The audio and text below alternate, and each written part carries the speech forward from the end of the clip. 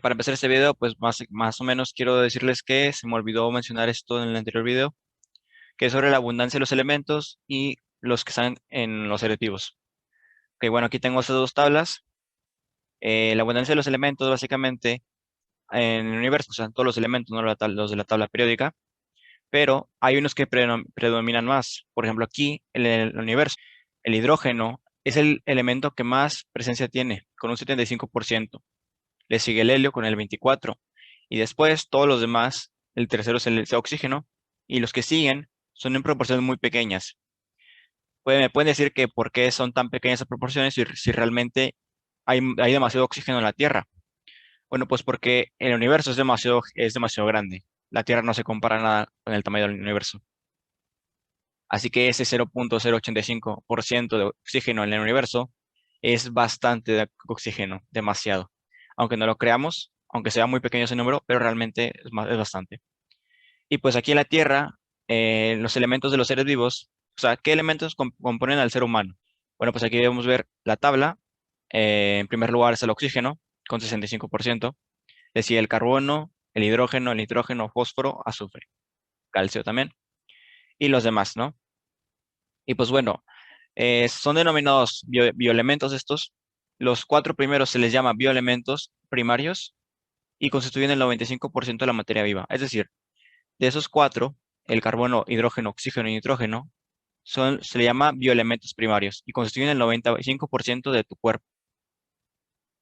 ¿Y qué elemento está más presente en nuestro cuerpo? Pues el oxígeno. Y pues los demás, ya del quinto para abajo, se le llama bioelementos secundarios. Cabe destacar que eh, porque se podrían hacer la pregunta por qué estos específicamente son los que más predominan en el cuerpo. Y pues bueno, realmente es por la capacidad o la facilidad que tienen de generar moléculas o biomoléculas como las células y otras cosas, el ADN también. Y todo ese tipo de cosas, bueno, se forman con esos elementos, son muy sencillos de hacer esos tipos de enlaces, o muy comunes, mejor dicho, y por eso estamos constituidos principalmente de ese tipo. Pues aquí hay una mini pregunta. De los cuatro elementos en el ser humano, ¿son metales esos cuatro o son no metales? Pues ya tienen que mirar la tabla periódica y pues ver realmente si son no metales, metales o qué tipo de elementos son.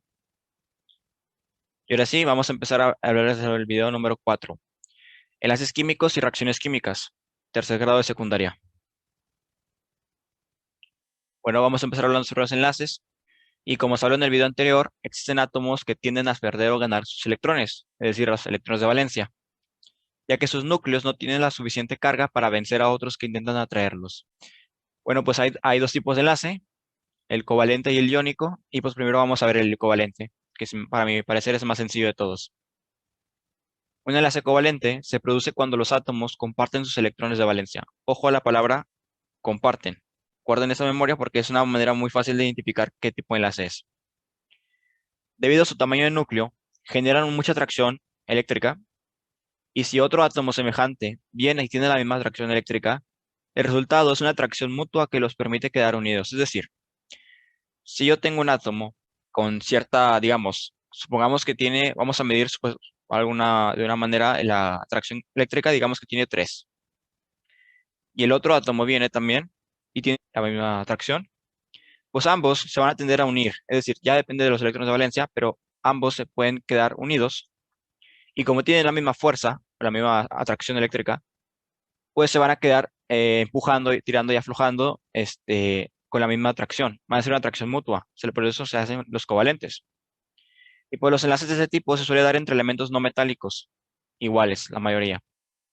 ¿Cuáles son los no metálicos de esta tabla periódica? Bueno, pues si se acuerdan de los videos anteriores, los no metálicos se encuentran de este lado de la tabla, eh, o muy cercanos a la tabla periódica, como el nitrógeno con nitrógeno, cloro con cloro, nitrógeno y oxígeno, carbono y oxígeno, azufre y oxígeno.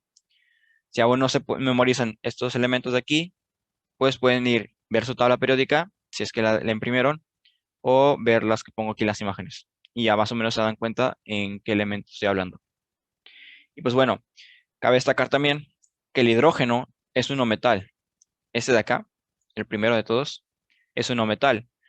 y por lo que también forma esos enlaces. Es decir, es el único de todos estos que no está del lado derecho, pero que también es un no metal. Así que el hidrógeno también sirve para hacer enlaces covalentes. Pues bueno, si no entendieron muy bien cómo funcionaba el modelo de Lewis, o no me entendieron mucho porque tal vez no me expliqué bien, pues aquí hay una imagen. Tenemos un átomo que, como pueden ver, como le expliqué en el modelo de Lewis, solamente se ponen los electrones de valencia que tienen. En este caso tiene 2, 4, 5, 6, 7, 8. Perdón, tiene 7, una disculpa. Tiene 7 electrones de valencia. Y el otro, de igual manera, tiene 7. Entonces, básicamente lo que hace el enlace en el modelo de Lewis es que estos dos átomos, protones positivos, quieren atraer a los electrones del otro por la fuerza eléctrica que tienen. Es decir, este protón quiere atraer a este hacia acá, pero este protón también quiere atraer a este hacia acá. Entonces, si ambos elementos tienen una fuerza de atracción muy semejante, ambos van a estar, se va a llegar a un punto donde se van a equilibrar y van a estar tirando ambos hacia una dirección, es decir, alguien tira para acá y el otro tira para acá.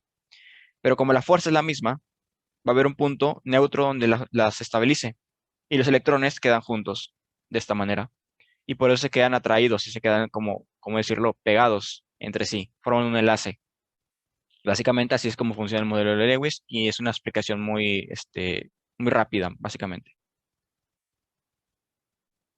El carbono tiene 4 electrones de valencia de cloro 7. Y aquí tienen un modelo de Lewis de CSL4, creo. Que es cloruro carbónico, pero no nos importa el nombre ahorita. Como se puede ver aquí, el carbono tomó un electrón del cloro para completar su octeto. Acuérdense de la regla del octeto, que los átomos quieren rellenar su última capa con 8 electrones. Y a su vez, el cloro tomó uno del carbono para completar su octeto. Aquí dice que en los enlaces covalentes, los átomos se unen, comparten los electrones. Es decir, en los enlaces covalentes, cuando se unen varios átomos, no roban o pierden electrones, se los comparten entre ellos. Aquí puede verse que el carbono completó su octeto. ¿Ven? Aquí tiene los 8 electrones el carbono a su alrededor. Pero a la vez, el cloro también completó su octeto. Ese también, ese también, ese también. Como pueden ver aquí, todos completaron sus octetos.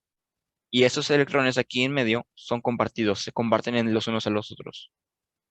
Eso es lo que hace especial al enlace covalente. Y esa es una de sus características que lo pueden diferenciar del otro tipo de enlace. Pues ven, en los enlaces covalentes puede ser sencillo, doble o triple. Eso lo vimos el video anterior, pero no lo expliqué bien, no lo expliqué mucho porque todavía no llegamos a esta parte. La molécula de hidrógeno es un hidrógeno junto a otro, ¿verdad? El hidrógeno tiene un electrón de valencia, así que se ponen aquí y se unen, se comparten los electrones, ¿ven? Nadie se lo robó a otro porque tiene la misma atracción eléctrica, es el mismo elemento. Entonces, otra forma, en vez de ponerlo así, de esta manera, lo puedes poner de esta forma. Pones un guión en vez de los 2 puntos. Y se le dice que es un enlace sencillo porque tiene un solo guión. Siguiente es la molécula de oxígeno, perdón. Y pues está de aquí, igual, su modelo de Lewis es este. Y puede verse aquí que comparten 2 electrones cada quien. O sea, en el enlace hay 4 electrones, 2 pares de electrones. Por lo que por cada par se debe de poner un guión. Aquí se pone 2 guiones porque son 2 pares. Es un enlace doble con la molécula de nitrógeno. Y pues aquí se puede ver que aquí no comparten 2 pares, sino que comparten 3 pares. Y aquí es un enlace triple. Por eso se ponen 3 guiones. Y pues en los enlaces covalentes existen 2 casos particulares, ¿ok? De los covalentes, nada más. Estamos hablando por el momento de covalentes nada más. El polar y el coordinado. El enlace covalente polar se da cuando los dos átomos tienen diferentes fuerzas de atracción de electrones. Es decir, ahorita hablamos o dijimos que los enlaces covalentes se daban en los átomos que tenían la misma atracción eléctrica. Por ejemplo, aquí los 2 hidrógenos pues tienen la misma atracción eléctrica y por eso es un enlace covalente. Pero aquí el cloro y el hidrógeno son 2 no metales. Para empezar, son 2 no metales, que es lo que habíamos dicho que se generaban los enlaces covalentes en los no metales. Es una característica, ¿ok? Pero aquí el cloro tiene 7 electrones de valencia y el hidrógeno tiene 1. Y aquí vamos a leer este pequeño párrafo. En este caso, el cloro atrae con más fuerza los electrones que el hidrógeno. Por ello, el cloro tiene más electrones y se encuentran más cerca de su núcleo. ¿Por qué? Porque el cloro tiene una Z mayor que la del hidrógeno. El hidrógeno tiene una Z igual a 1 y el cloro tiene 17. Por lo que, al tener 17 protones, obviamente va a tener mucho más carga. Tiene 17 partículas cargadas, mientras que el hidrógeno tiene una. Por eso el cloro atrae con más facilidad los electrones. Tiene mayor fuerza eléctrica, se podría decir. Por lo que los electrones se quedan más pegados al cloro y los del hidrógeno se separan más, un poquito más lejos, porque el cloro está jalando de él. Por esta razón, en los enlaces covalentes se forman cargas eléctricas en los extremos de la molécula. La parte del cloro es negativa y la de hidrógeno positiva. Aquí, este pequeño electrón de aquí, acuérdense que va a tenderse a querer irse para acá, más cerca del núcleo del cloro. Por lo que, si el átomo de hidrógeno tiene el electrón aquí orbitando, ahora lo va a tender más lejos, y se queda a quedar de este lado. No va a orbitar ya tanto al hidrógeno.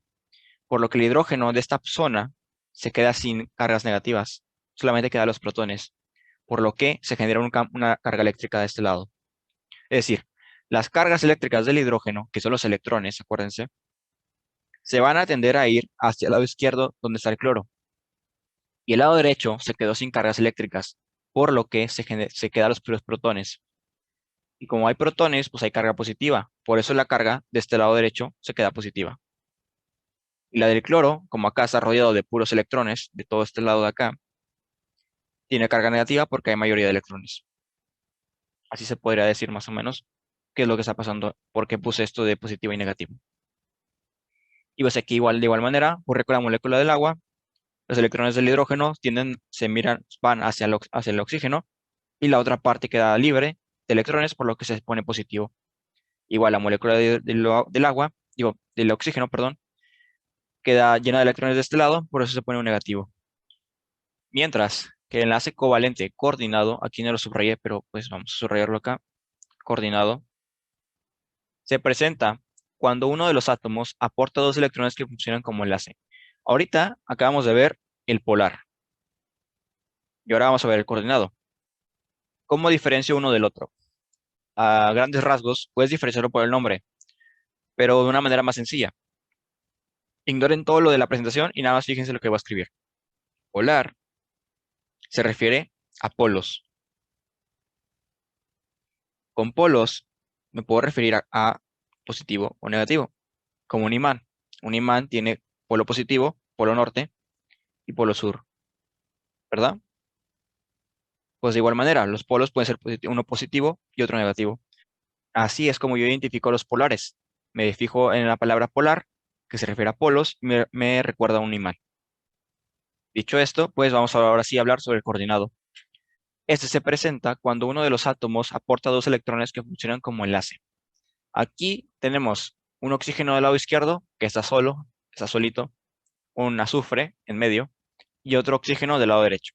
Aquí vemos que el átomo de azufre está dando dos electrones, y el átomo de oxígeno también está dando dos electrones. Es decir, si se acuerdan, pues es como si viéramos esto, ¿verdad? Entonces, el oxígeno de la derecha con el azufre ya completaron su octeto. Aquí forman 8.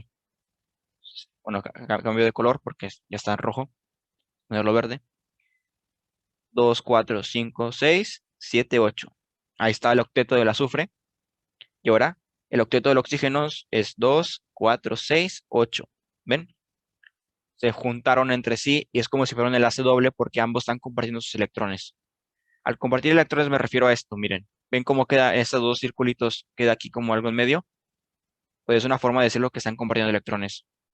Pero el de la izquierda, el oxígeno de la izquierda, tiene solo 6. No ha completado su octeto. Pero acuérdense que los átomos quieren completar su octeto. Por naturaleza, los átomos buscan completar su último orbital con 8 electrones. Así que este oxígeno, al acercarse al azufre, le atrae dos de sus electrones del azufre, pero no se los quita.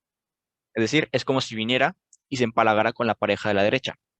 Básicamente el oxígeno lo único que hizo fue atraerle dos electrones del azufre que estaban libres y pues se pegó al azufre.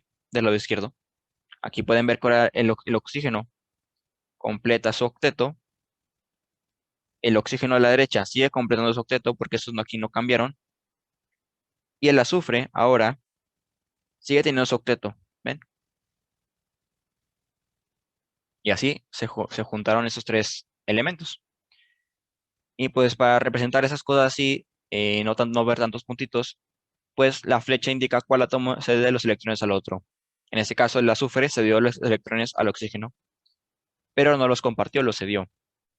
Y ahora, todo lo que acabamos de ver era enlace covalente. Ahora vamos a hablar sobre el enlace iónico. ¿Se acuerdan de los iones? Los iones, recuerden que es básicamente un átomo que pierde electrones o gana electrones. O tenía Na2 más o Mg2 más o cosas así, ¿no? Cl menos. Esos son iones, son llamados iones y pueden ser cationes o aniones. Recuerden eso, lo vimos en los videos anteriores. Este enlace se produce entre átomos que tienden a ceder y ganar electrones, lo cual los convierte en iones de carga opuesta. Los elementos que forman este enlace son los opuestos en la tabla. Los enlaces iónicos se generan cuando hay un átomo que pierde electrones y otro que lo gana. ¿Cuáles átomos tienden a perder muchos electrones? Pues los del lado izquierdo. Litio, bueno, cambio de color. Todos esos de aquí, hasta acá, toda esta familia a la izquierda, los alcalinos y alcalinotérreos, tienden a perder sus electrones. ¿Por qué? Porque solamente tienen uno o dos electrones en su capa de valencia. Mientras que los que ganan electrones son todos esos de acá. El nitrógeno, el oxígeno, el flúor, el cloro, azufre, fósforo, etcétera. Todos esos ahí tienden a ganar electrones, así que la unión entre estos de acá y los de acá forman enlaces iónicos.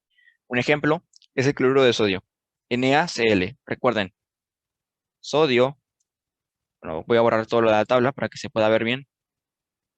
El sodio, NaCl, voy a escribirlo acá. Sodio se encuentra aquí, en la parte de alcalino, es decir, Na es alcalino. Mientras que cloro, este de aquí que taché, es halógeno. Es decir, uno en la tabla del lado izquierdo y otro en la derecha. Forman un enlace iónico, que es lo que dice aquí. Entonces, el sodio tiene un electrón de valencia, que fue, como se puede ver en la tabla, pues estaba en el grupo 1, por lo que tanto tiene un electrón de valencia, que ese tiende a cederlo fácilmente, convirtiéndose en cation, Na+. Mientras que el cloro tiene 7 electrones de valencia, y tiende a aceptar electrones y se convierte en anión, Cl-. Se puede ver la figura. Este es el átomo de sodio que tiene su primera capa llena, su segunda capa llena y su tercera capa solamente tiene ese electrón solo, ¿verdad? Solito, un electrón de valencia. Mientras acá el cloro tiene su primer orbital lleno, su segundo orbital lleno y su tercer orbital está completamente lleno excepto que le falta un electrón. Por lo tanto, ese tiene 7 electrones de valencia, un electrón de valencia, que es lo lógico, que este de 7 electrones de valencia se lo robe. Así que este completa su octeto, 8, mientras que el sodio se queda con solamente uno menos. Así que completa sus dos orbitales, pero queda en forma de ion. Por eso tiene el más, porque ahora tiene menos electrones que protones. Bueno, para resumir todo esto, el Na ahora tiene 10 electrones, 11 protones. El cloro, perdón, tiene 18 electrones ahora y 17 protones. Este se hace con el más acá porque tiene un protón de más y este un menos porque tiene un electrón de más. Y pues los compuestos formados por un enlace iónico originan sólidos cristalinos ordenados. Cientos de compuestos están unidos por enlaces iónicos. Aquí se puede ver cómo se van uniendo moléculas de NaCl, cloruro de sodio, y se van uniendo entre ellas mismas. O sea, una molécula se pega con otra y se pega con otra y van formando ese tipo de estructura cristalina que tiene forma de cubo en este caso. Y pues los compuestos formados por un metal y un no metal, como el oxígeno, se les llama óxidos. Un compuesto iónico puede estar formado por iones monoatómicos o poliatómicos. Mono 1. Poli más de 1. Son palabras que se repiten mucho en matemáticas, así que es fácil memorizártelos. Monoatómico se refiere a que solamente hay un átomo y poli significa que son varios. Los iones monoatómicos son aquellos formados por un átomo, como les acabo de decir, como el ion de magnesio, Mg2+, o el ion cloruro, Cl-, para formar el MgCl2. Un ion poliatómico es aquel formado por varios átomos, poli, como el hidróxido, que ven que tiene oxígeno e hidrógeno, y ahí son dos átomos, o el nitrato, que unidos a un metal, como el potasio, forman compuestos iónicos. Hidróxido de potasio, aquí está mal, y nitrato de potasio. Y se da el caso que existen compuestos que están conformados por ambos tipos de enlace, el covalente y el iónico. Uno de ellos es el carbonato de calcio, este de acá, componente de los corales y perlas. La unión entre el calcio, carbono y oxígeno en este compuesto se debe a dos distintos tipos de enlace. El carbono y los oxígenos se unen compartiendo electrones, mientras que el ion calcio, sea 2+, se une al ion carbonato.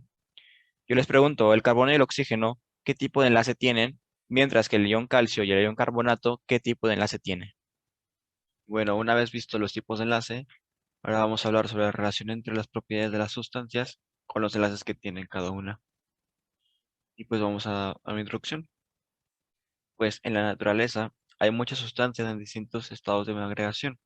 Los sólidos, los líquidos y los gases, ¿no? Normalmente encuentras gas en, por ejemplo, el aire, encuentras sólidos y líquidos. Pero ¿por qué unas sustancias están en forma de gas y otras en líquido o sólidas a la misma temperatura? O sea, a temperatura ambiente que serán como unos 20-24 grados. ¿Qué define los puntos de ebullición, fusión y solidificación? Respuesta corta, los tipos de enlace que tienen las moléculas. Ustedes les voy a presentar esas dos imágenes y esos compuestos y pues quiero que me digan qué tienen en común. ¿Qué tienen en común el O2 con el dinitrógeno, con el dihidrógeno y el dióxido de carbono? ¿A qué hasta el dióxido de carbono qué es? Es un gas, ¿no? Y los demás que son también, pues son gases. Pero si se dan cuenta, todos son gases, pero también tienen una otra propiedad en común. Todos esos cuatro compuestos que les dejé, todos tienen enlaces covalentes. Es decir, al parecer, esos cuatro compuestos tienen enlace covalente y además son gases. Ok. Un dato extra, pues vamos a ver por qué estamos mostrando esto. Siguiente, tenemos cloruro de sodio, NaCl, y otros dos compuestos. Y pues les voy a preguntar qué tienen en común. Tal vez estos dos aquí no sepan qué son o no tengan ni idea de qué me refiero con eso. Pero pues aquí les dejo una imagen y este lado, que pues es la sal de mesa. ¿Qué se ve que sea la sal de mesa? ¿Qué tipo de agregación tiene? Eso es un sólido. Son sólidos, pero a la vez también esos tres compuestos tienen enlace iónico. Interesante, ¿no? Al parecer los iónicos están sólidos y los covalentes son gases. Bueno, y aquí les dejo una tabla para que puedan observar las propiedades que tienen, por ejemplo, un gas y un sólido. NaCl, que es la sal de mesa, es un sólido blanco, el dióxido de carbono es un gas incoloro, el punto de fusión de la sal es de 801 grados centígrados, el de cloro es de menos 78 grados centígrados, el punto de ebullición es muy alto, 1400, mientras el dióxido de carbono es menos 57. Densidades semejantes, solubilidades altas, conductividad eléctrica del cloruro de sodio en sólido pobre, en líquido buena, y así también con el dióxido de carbono. Y pues bueno, el estado de agregación a temperatura ambiente, la solubilidad, el punto de fusión y ebullición, la conductividad eléctrica y dureza, en general, pueden ser predichas por la fuerza que hay en la unión de los átomos de la molécula. Aquí pueden ver que tengo un tipo de compuesto iónico y uno covalente. ¿Qué pueden notar de esta tabla? Pues que el covalente tiene un punto de fusión muy bajo, tiene un punto de ebullición también muy bajo, y el iónico los tiene altos. Es un dato muy interesante y pues vamos a formalizarlo. Estado de agregación a temperatura ambiente. Los compuestos iónicos se sabe que se han formado una red de cationes y aniones que se atraen electrostáticamente. Fue lo que les dije, que por la atracción eléctrica, el anión y el catión se unen porque uno le roba los electrones a otro y quedan amarrados por una fuerza eléctrica que los mantiene juntos. Entonces, la fuerza eléctrica es tan fuerte que es muy difícil de separarlos. Este enlace es muy fuerte. El enlace iónico es muy fuerte a comparación de otros. Y también es difícil de separar puesto que se atraen muy fuertemente. Esta dificultad de separarlos es lo que ocasiona que se encuentren en estado sólido a temperatura ambiente. ¿Por qué? Porque la temperatura, realmente, la temperatura está relacionada con la energía calórica que tiene. Tal vez no lo hayan visto, pero creo que vieron algo de esto en física. La temperatura realmente de un cuerpo se basa en qué tanta energía calórica tiene en ese mismo momento. Si un cuerpo tiene una alta temperatura, se refiere a que tiene una alta energía calórica. A mayor energía tenga, más energía van a tener los átomos, van a ser más energizados. Entonces van a empezar a vibrar muy fuertemente. Si tiene una alta temperatura, se refiere a que los moléculas están vibrando a una alta frecuencia, vibran mucho. Por lo tanto, los enlaces se tienden a separar. Ya depende del tipo de enlace. Si el enlace es muy fuerte, se necesita demasiada temperatura. Entonces se necesita demasiada energía para separarlos. Si el enlace en contrario es débil, se necesita muy poca temperatura o muy poca energía para separarlos, puesto que se separan prácticamente solos. Es básicamente una explicación.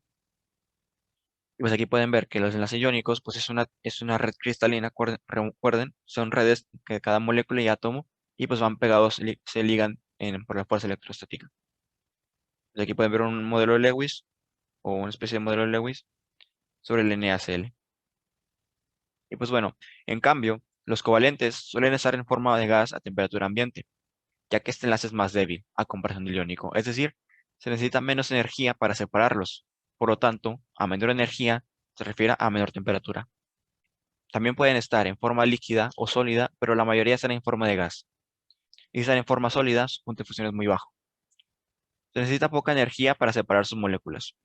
Le acabo de hacer la explicación de por qué la energía está relacionada con la temperatura.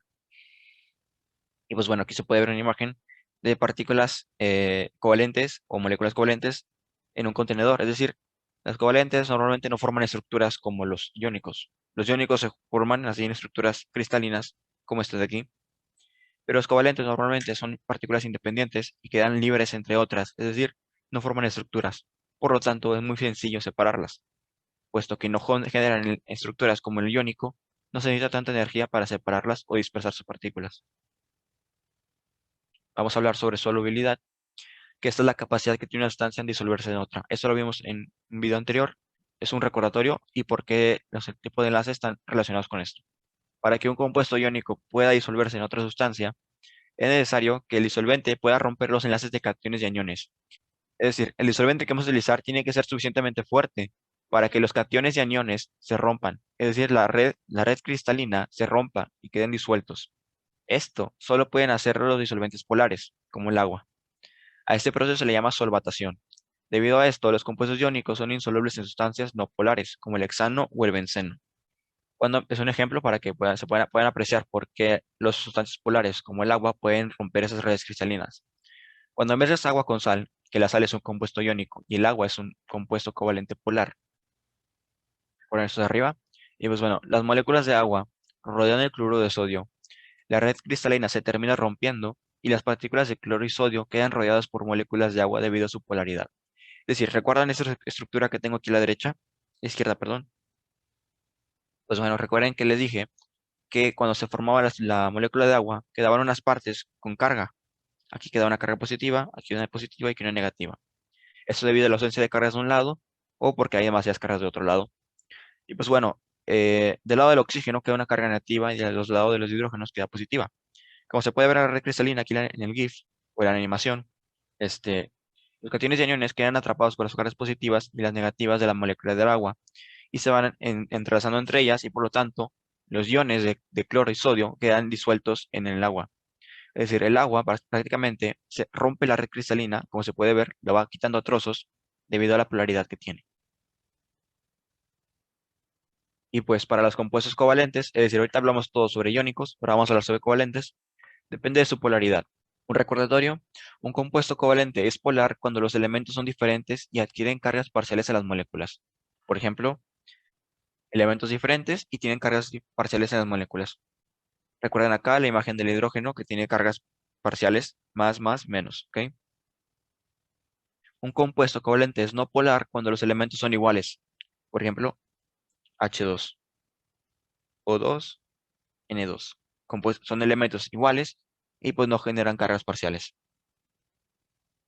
Un covalente polar únicamente se puede disolver en un disolvente polar. Es decir, polar se disuelve en polares.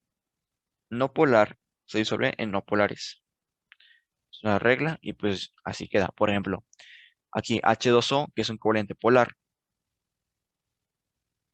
se puede disolver con ácido clorhídrico, que es un disolvente polar. Pero un H2O, que es agua, que es polar, no se puede disolver o no puedes disolver etano, que es un no polar. O sea, básicamente, si tú los mezclas, uno va a quedar arriba o uno va a quedar abajo. Nunca se van a mezclar. Es como el agua y el aceite, por ejemplo. Por eso, por esa razón, el agua y el aceite no se juntan, porque una es polar y otra es no polar. Igual con el petróleo también. Si tú ves los derrames de petróleo que han habido, el petróleo queda en la parte de arriba del agua y no se hunde. ¿Por qué? Porque no tienen la misma polaridad. Es decir, no se mezclan. Si se mezclaran, serían muchísimo más problemas de los que generan ya. Ahora vamos a hablar sobre la dureza. Es la resistencia de un material a ser rayado. La dureza prácticamente es qué tan fácil es de rayar un material. Si tú con la uña, por ejemplo, vienes y tallas una madera, pues es difícil, ¿no? O tal vez puede ser fácil, dependiendo de qué tipo de madera sea. Y pues bueno, los compuestos iónicos son muy duros, ya que es difícil separar los cationes de los aniones. Es decir, la fuerza del enlace que tiene la red cristalina es fuerte. Por lo tanto, se necesita mucha. Es como si intentaras separar, es como si intentaras agarrar dos cosas y separarlas a la fuerza. Pues bueno, como está tan pegada, es muy difícil romperla. Por lo tanto, cuando tú tallas algo, realmente lo que estás haciendo es esa red cristalina, la quieres partir a la mitad, por ejemplo, o tallarla, o sea, ir quitando pedacitos. Y pues bueno, no se puede hacer porque es tan fuerte ese enlace que es difícil romper esa red. Por lo tanto, no tienden a ser rayados fácilmente. Para rayarlos se necesitan sustancias mucho más duras como el diamante. El diamante es un caso especial, ya que está hecho por enlaces covalentes, pero la forma en que está hecha, en su estructura, genera esa alta dureza. Esto es debido a la propiedad del carbono, que la forma en que se estructura el carbono genera tanto dureza como buena electricidad, tiene muchas propiedades. No obstante, los compuestos covalentes no tienen dureza considerable como los compuestos iónicos. Es decir, los compuestos covalentes no tienen dureza. Los que son realmente difíciles de rayar son los iónicos. A pesar de ser muy duros, los iónicos, estos son frágiles, son sensibles a los impactos. Al golpearlos, su red cristalina se ve afectada, haciendo que la electrostática empiece a repelerse y se fragmente. Es decir, al ser golpeada una red cristalina, lo que pasa es que tú mueves los cationes y los aniones que están unidos. Tú puedes llegar a darle completamente la vuelta a uno, entonces ahora las cargas se están oponiendo, es decir, queda una carga del mismo signo con la otra y por lo tanto se tienen a repeler. Y como se empieza a hacer eso en cadena, prácticamente lo que pasa es que se empieza a fragmentar. ¿Por qué? Porque ya ahora no están juntando, están repeliéndose entre ellas mismas y se fragmentan y quedan en trocitos. Conductividad eléctrica es la capacidad para conducir corriente eléctrica. Pues bueno, un compuesto iónico en estado sólido no puede conducir electricidad, ya que sus electrones están restringidos y no tienen movilidad debido a la fuerza de este enlace. El enlace iónico es tan fuerte que no permite que los electrones estén moviéndose entre ellos, quedan muy restringidos. Pero cuando este se funde, se hace líquido o se disuelve en agua, los cationes y aniones se mueven libremente y ya pueden conducir la electricidad. Miren esta imagen. Bueno, este GIF. Aquí el agua llega, rompe la red cristalina y como pueden ver, los aniones y los cationes quedan libremente ya no están pegados unos al otros. Por lo tanto, los electrones ya no están restringidos. Y como son cationes y aniones, ya tienen cargas o ausencia de cargas y por lo tanto ya pueden conducir la electricidad, porque los electrones ya están más libres y no están restringidos.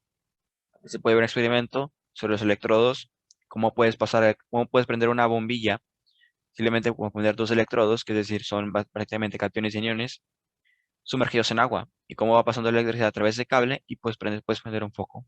Es un experimento muy interesante de hacer y creo que lo hubieran hecho en su secundaria. Y pues ya, para acabar, los compuestos con enlace covalente no conducen electricidad, o son muy malos en estos. Eso es porque las son moléculas independientes y no están unidas generalmente. Solo los covalentes polares disueltos en agua pueden conducir electricidad, ya que se terminan disociando en iones. Miren esta imagen. Aquí tengo los compuestos covalentes, aquí, y pues pueden ver que están completamente separados entre ellos y no quedan en una red como esta de acá.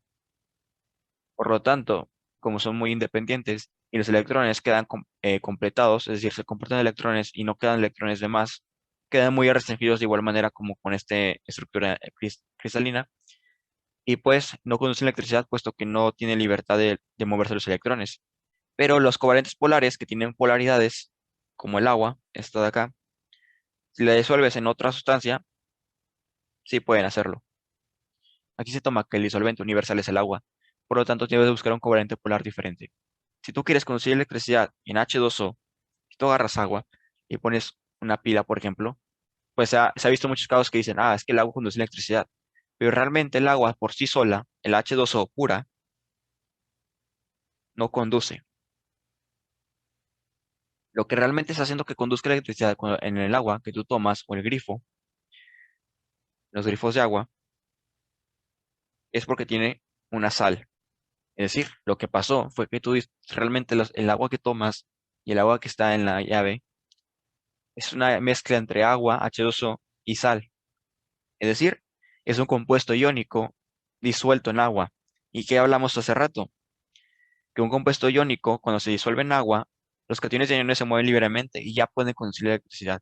Por esto es que cuando el agua de la llave sí puede conducir electricidad y te puedes electrocutar si hay un cable eléctrico tocando el agua. Pero en sí la molécula de agua pura no puede conducir electricidad.